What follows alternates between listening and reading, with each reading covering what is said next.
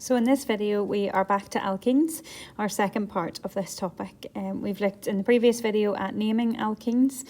So if you haven't watched that video, please go back and watch that. But in this video, we're going to have a look at isomerism in alkenes. So we're starting on page 9, and we're going to look at the different forms of isomerism in alkenes. And just a little reminder that isomerism is the existence of molecules with the same molecular formula. So we have the same number of atoms and the same type of atoms, but a different arrangement of the atoms. And alkenes can actually possess 3 different types of isomerism. We met 2 of them with alkanes, and we're going to meet a third one with alkenes. So the first type of isomerism we can have is chain isomerisms, and that's just essentially where we have branching, so where isomers have different carbon chains or different arrangement of the carbon chains. So let's have a look at a couple of examples of that. So first of all, we've got pent-2-ene. You may want to pause the video and try and draw pent-2-ene, and then we'll have a wee look at that. So here's pent-2-ene. So pent means that there's 5 carbons in the chain, and the 2 means that the double bond is between carbon 2 and carbon 3. If we have a think about the formula of this molecule, well, we have 5 carbon atoms, so it's C5, and we have 10 hydrogen atoms, H10. Okay, and that is an isomer of 2-methyl-but-2-ene. Let's try and draw that. So again, maybe pause the video, try and draw that, and then you can play the video and check that your answer is correct. So here is 2-methyl-but-2-ene. So our carbon chain is 4 carbons long this time. The double bond again between carbon 2 and carbon 3. And we have a methyl group coming off carbon 2. So we've got branching in this molecule. But if we have a look at the molecular formula, we have again 5 carbon atoms. So it's C5. And we have 10 hydrogen atoms again, C5H10. So you can see these have quite different names, they have different structures, different arrangement of the carbon chains, but they have the same molecular formula. So we call them isomers of each other. Same molecular formula, but a different arrangement of the atoms. And this type of isomerism is what we call chain isomerism, where we have different carbon chains of different lengths, different branching, and so on, but they have the same molecular formula is the key thing. The second thing we can have with alkenes is positional isomerism. So positional isomerism is where isomers differ in the position of the carbon-carbon double bond. So let's take the alkene of hexene, and what we'll see with this is that the double bond can exist in 3 different positions. Let's try drawing hex 1-ene. Again, you might want to pause the video, draw it yourself and then check it. So here's hex 1-ene, where the double bond is between carbon 1 and carbon 2. If we count up our atoms, we'll see that there are 6 carbon atoms, C6, and there are 12 hydrogen atoms, so that's H12. But what we could do is we could move the position of that double bond, and we could move it to between carbon 2 and carbon 3. So try drawing that now. So with hex 2-ene, we can see that the double bond has just moved 1 carbon along to between carbon 2 and carbon 3. So we name it hex 2-ene because the double bond is between carbon 2 and carbon 3. Again, if we think of the molecular formula, count up your atoms to check. It is C6H12 again. So same molecular formula, but a different position of the double bond. And so in order to make this isomer, this new isomer, we have to essentially break a bond and make a new bond. So that breaking of a bond and making of a new bond makes it a different molecule, and therefore it's an isomer. And there is also another positional isomer of hexene, and that's hex 3-ene. So again, pause the video, try and draw that, and then play to check that you're correct. So here is hex 3-ene, and again you can see the double bond is between carbon 3 and 4, so it's in a different position, making it a positional isomer. Again, check your number of atoms, and it is C6H12. So here are 3 molecules that have the same molecular formula, C6H12, but the position of the double bond is different, and that makes these positional isomers of each other. And the third type of isomerism in alkenes is called geometric isomerism, and this can't exist in alkenes. This exists in alkenes because of the carbon-carbon double bond and because of the restricted rotation around the double bond. And I think this is easiest shown using actually a molecule kit, so I'm going to do that now. So I'm going to start with a molecule of an alkane. This is butane. You can see how it has 4 carbon atoms, which are represented with the black atoms, and it'll have 10 hydrogen atoms, which are represented by the white atoms.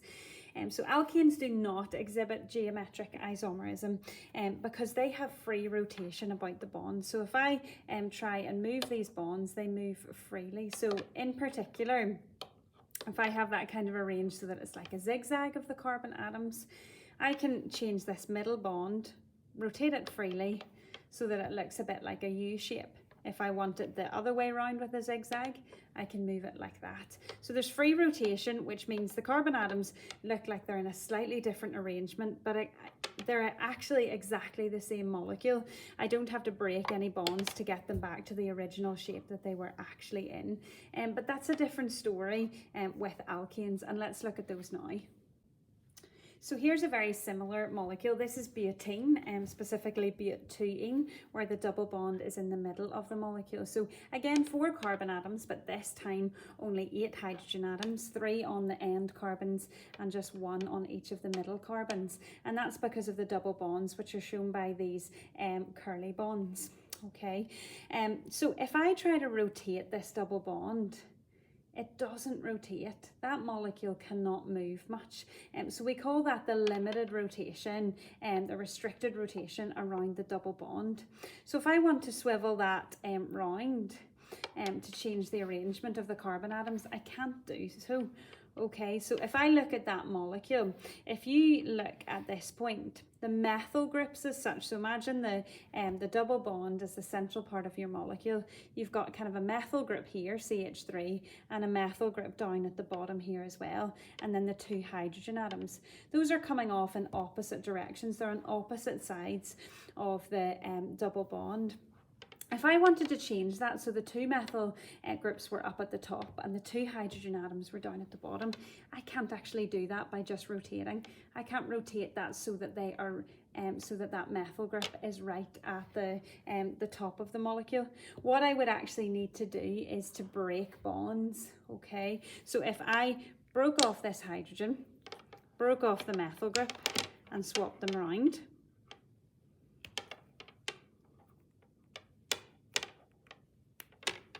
then I have the change that I was describing there, where the methyl groups are now at the top, both on the same side of the double bond, and the hydrogen atoms are both at the bottom of the molecule, the same side of the double bond again. So this is what we call geometric isomerism. This is actually a different molecule because I couldn't just rotate my bonds to get this different arrangement. I had to actually break a bond in order to get this different arrangement.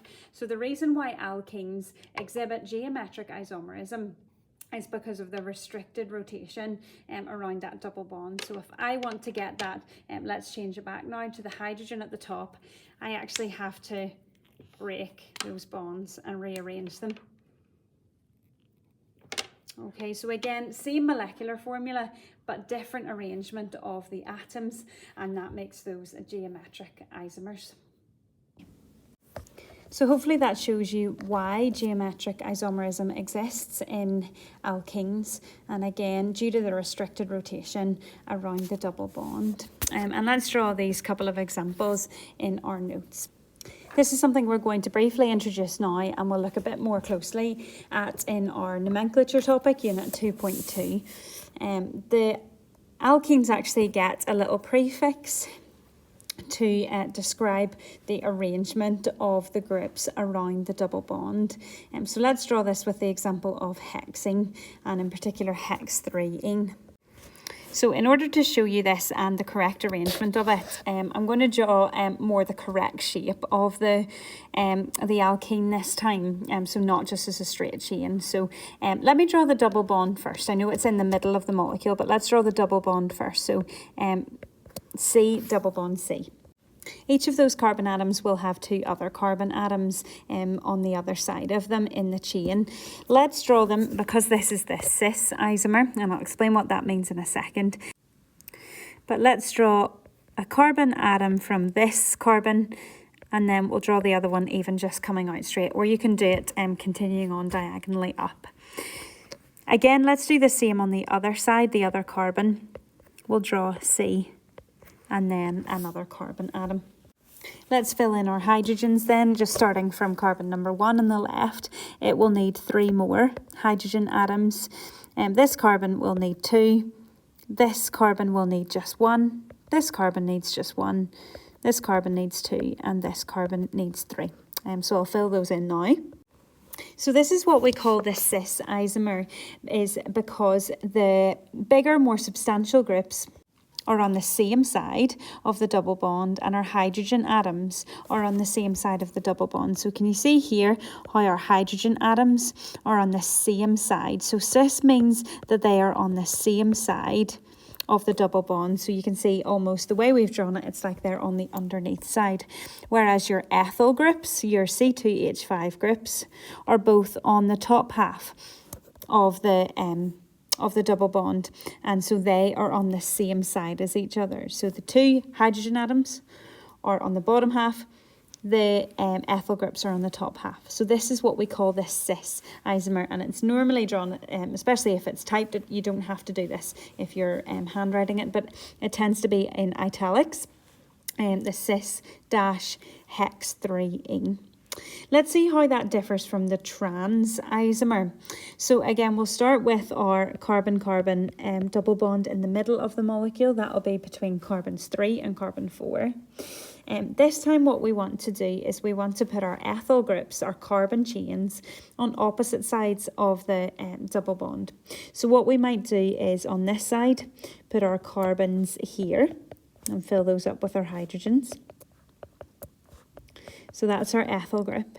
And then we might put our other carbon, the rest of our carbon chain, on the opposite side, so pointing downwards.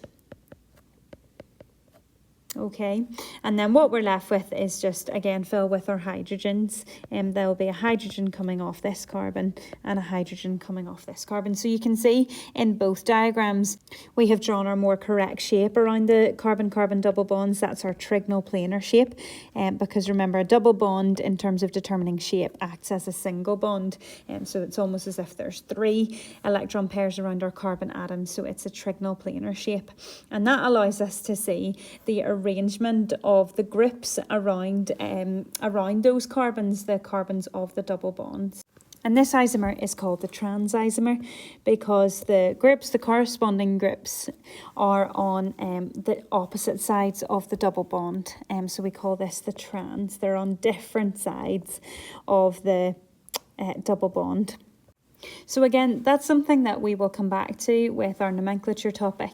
So we're just introducing that isomerism can exist in an alkene in 3 different forms: chain isomerism, positional isomerism, which we looked at in the previous page, and geometric isomerism. Because of the restricted rotation around the double bond, it means that in order to make these molecules the same as each other, we'd have to actually break bonds to swap the groups, as we saw in the video with the molecule kit.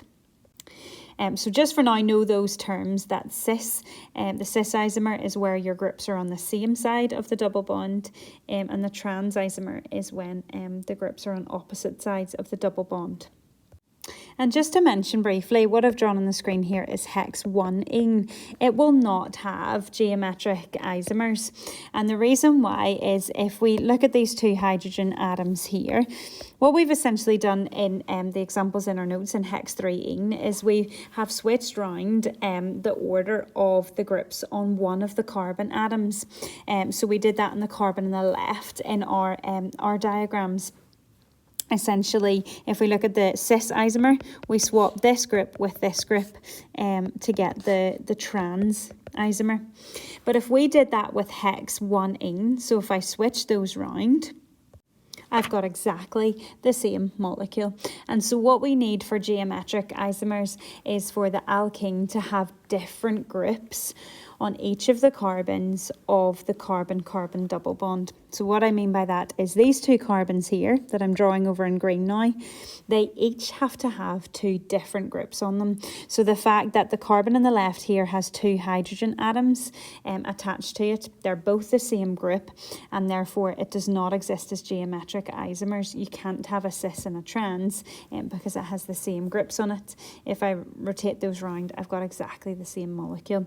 So it's only if, say for example, the double bond would be in the middle of the molecule, or certainly not at the end of the molecule. So let's have a wee look at some more examples in your notes. So it says here, looking at C4H8, which is butane, it asks you to draw and name all the possible isomers of C4H8.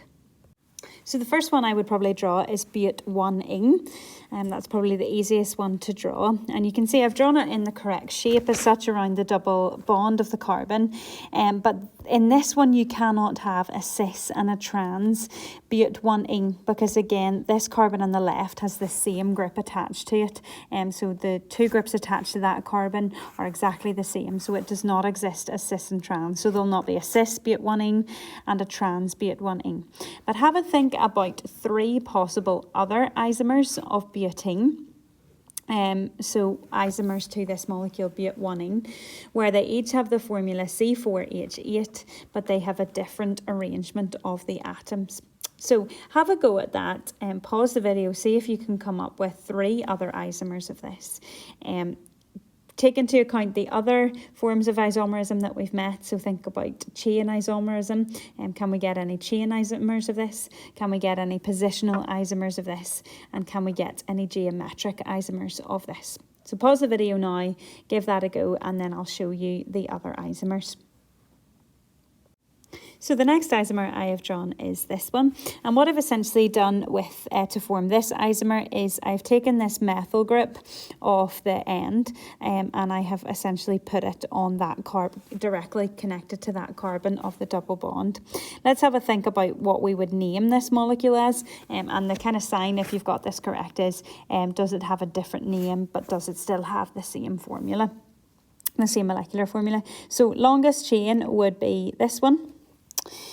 So that is 1, 2, 3. Remember, we want to number it so that the double bond is on the lowest possible carbon. Our substituent then is this one. Okay, so this would then be called 2-methyl. That's our substituent. Prop-1-ene. So that's 2-methyl prop-1-ene. You could also get away with calling this just 2-methyl propene, because the double bond can only really be between carbon 1 and 2. If you moved it to between 2 and 3, then you would just number it the other way around, but it would be the same molecule. So that is what we would call a chain isomer of but1ene. So we have changed the length of the longest carbon chain, and we've just moved one of the carbons to a different position, to a branch of one of the other carbon atoms. So that would be a chain isomer. The next isomer I have drawn is this one. So this is where I have just changed the position of the double bond. And let's name this molecule. Well, longest chain is this one here. So that's 4 carbons, so the end is going to be butane. Let's number them. So we're going to number 1, 2, 3, 4. So our double bond is between carbon 2 and 3, so we call it but-2ene. But because this molecule, if we look at the carbons of the double bond, then we can see that they have two different groups attached to them. So this molecule will also exhibit geometric isomerism. So again, you have to ask yourself at this point, well, are the groups on the same side or are they on opposite sides? So if we look firstly at the methyl groups, they are on the same side of the double bond. In other words, they're on the upper side. And the hydrogen atoms, they are also on the same side of the double bond, on the lower side of it. So they're on the same side, so this would be called cis-but-2ene.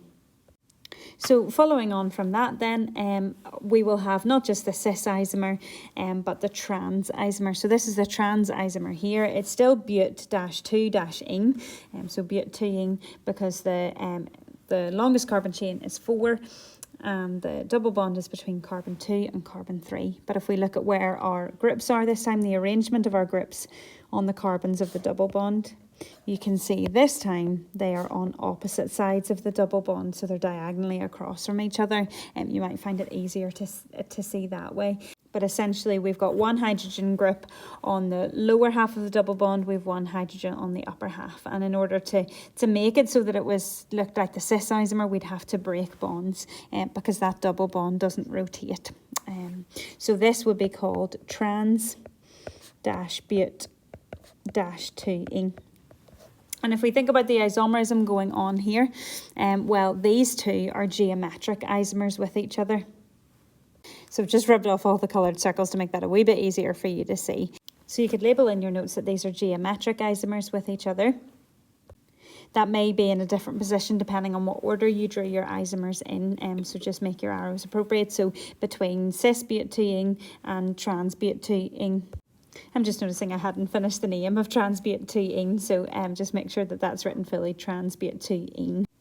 We do also have positional isomerism here as well. So remember, positional isomerism is when you change the position of the carbon-carbon double bond.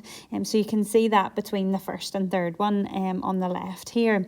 So between these two, you can see we've got but-1-ing and but-2-ing. So these would be positional isomers with each other. Similarly, but-1-ing and but-2-ing, the trans version, they would be positional isomers with each other. So you could label that also. And then if you think of our second and fourth on the right hand side here, 2-methylprop-1-ing and trans-but-2-ing. Ignore the trans bit for that point, but what type of isomerism do you think we have here? Well, this is going to be our chain isomerism.